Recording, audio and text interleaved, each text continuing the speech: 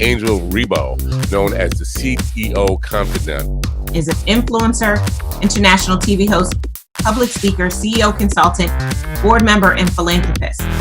I was always doing the same thing. So I was always helping my employers to develop their businesses.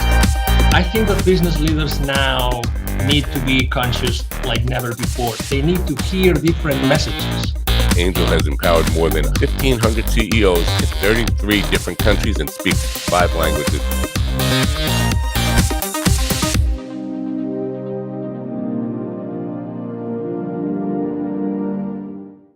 Hello, everybody. This is Angel Rebo, the CEO Confidant, with another show of the CEO Confidant TV. And we are here today again with Mr. Neville Joffe, the executive educator. Hi, Neville. How are you? Good. How are you, Angel? Good to see you. Good to see you. So just to put things in reference so that you know, Neville is an executive trainer, executive educator. He's trained more than 20,000 C-level executives and business operators in large corporations for the last 25 years. I'm talking about companies like Hallmark Cards, Campbell's Soup, Constellation Brands, and many others.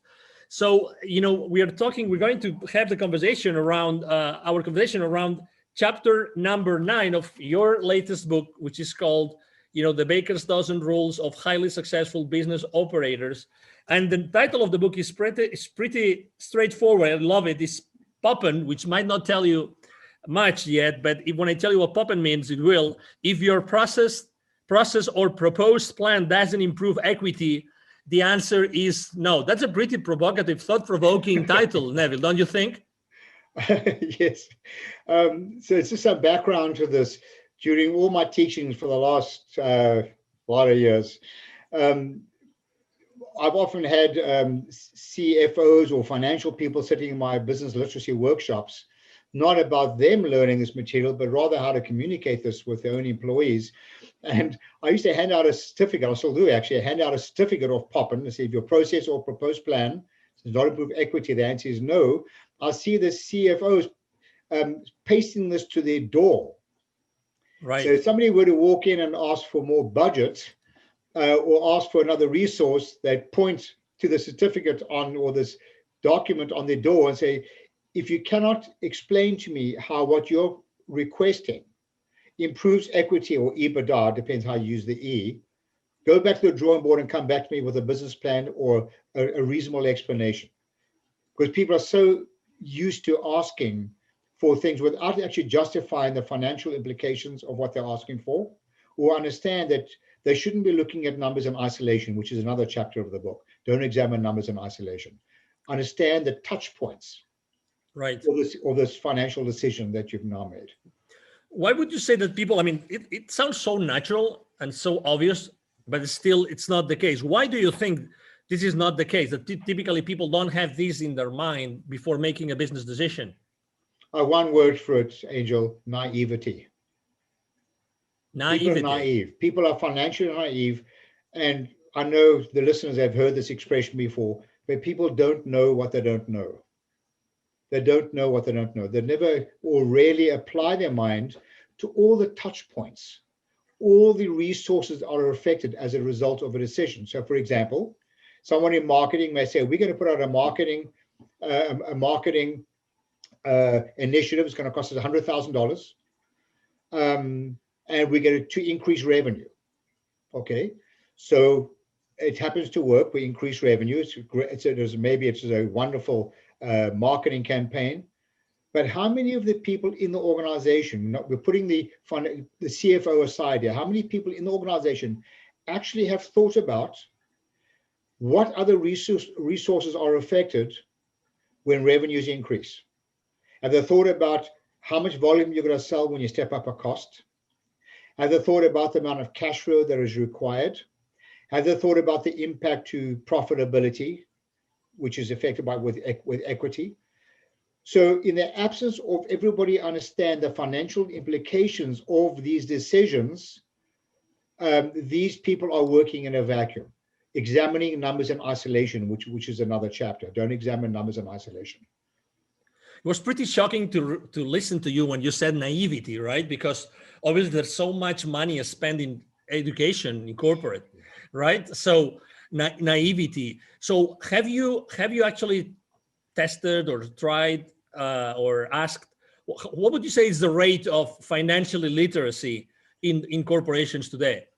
Oh my word, Angel! We've polled people over the last almost 25 years using various methodologies, and according to our testing, I'm talking about non-financial people now, operators, whether it be executives, I'm including senior executives in companies, right down to grassroots. The average level of financial literacy is less than 40% at a basic level.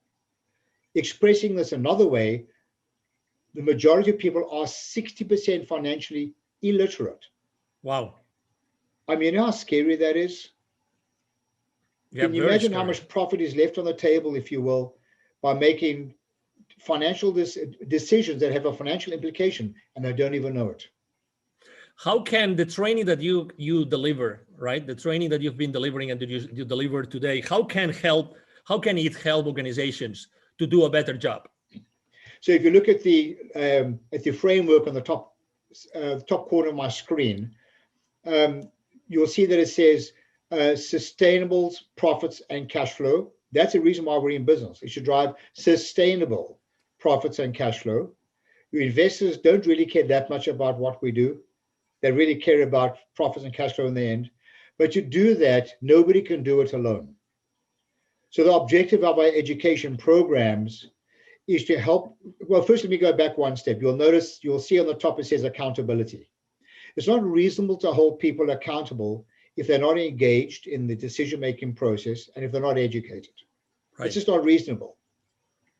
So it is incumbent upon the leadership of an organization to ensure, however they do this, to ensure that people are engaged in the process of decision-making, and that they are educated to understand the financial implications of the decisions, always pointing to the ultimate reason why we're in business, which is profits and cash flow. In the absence of which they are operating in a vacuum, and it is so dangerous. So according to your experience, what do you think makes the way that you've been training, you've been educating, business operators in the last 25 years, what makes it different? I think it's fair to say that there are many non-financial people that would rather have root canal without anesthesia than have to sit down and go through and learn about finance, accounting, anything related to the word finance. Herein lies the issue. It's because of that companies are not losing money, but losing the opportunity to have made so much more money by people being aware. This is not about turning people into accountants. It's not about debits and credits. It's got nothing to do with any of that. It's got to do with understanding the story behind the numbers on a set of financial statements, because that is all your shareholders care about. That is the scorecard that will tell them success or failure of a business. Therefore, everyone needs to understand what the scorecard, the statements will look like as a result of their decision. And everything should point to it, in the absence of which they're making naive decisions, to the point I made earlier on. Wow. If people would like to know more about this, Neville, what's the best way to connect with you? Oh, I love a good debate.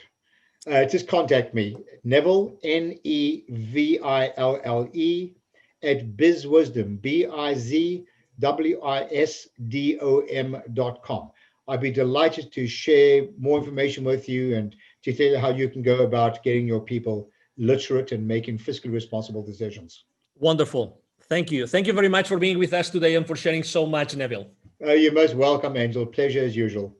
Absolutely. And everybody listening and watching us today, thank you very much for being with us today. It's been a pleasure to have you here. I'm sure that you have enjoyed this conversation with Neville Joffe as much as we have, and we hope to see you soon in our next show. Thank you very much. Have a great day. Bye-bye. Thanks. Bye for now.